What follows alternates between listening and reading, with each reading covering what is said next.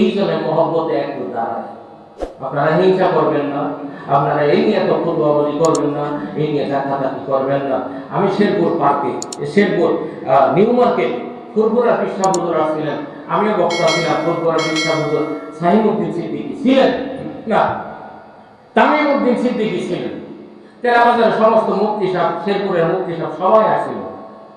আসার পরে বলছে ফতোয়া সিদ্দিকী আপনারা করছেন, মানে কিয়ামের বিরুদ্ধে একটা কথা বলতে আসছিল।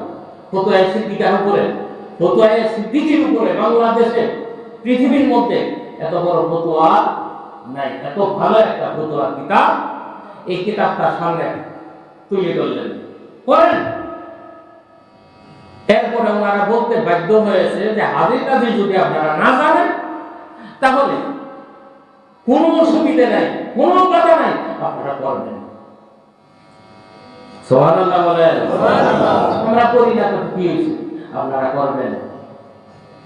এই জন্য বর্তমানে বাংলাদেশের ওলামায়ে কেরাম এই এত জিনিস নেই, থেমে যাইতেছে না, এখন সব প্রকাশ হয়ে যাচ্ছে।